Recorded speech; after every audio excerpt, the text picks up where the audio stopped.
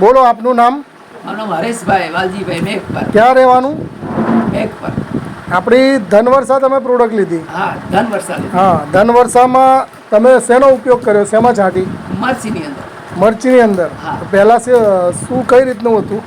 પેલા અમે આ બધી સાદી દવાઓ આવે ને એમનો અમે ઉપયોગ કરતા. હા, બરોબર છે ને, ધનવર્ષા સાઈટા પછી અમને એમાં ઘણું સારું રિઝલ્ટ છે. એટલે કેવું રિઝલ્ટ કેવું મળ્યું? પહેલાં કેટલા મરચાં ઉતરતા હતા? મરચા એટલે માનો ને કે મરચાના 35 થી 40 થડ હતા, બરોબર છે. હા. એમાંથી 20 થી 25 કિલો મરચી ઉતરી હશે. તો પહેલાં કેટલી ઉતરતી હતી? પેલા 5 થી 6 કિલો 5 થી 6 કિલો, 6 થી 20-25 હા, કિલો. હા. એટલે તમને ફરક પડ્યો. ફરક પડ્યો. કેવી પ્રોડક્ટ છે? હા.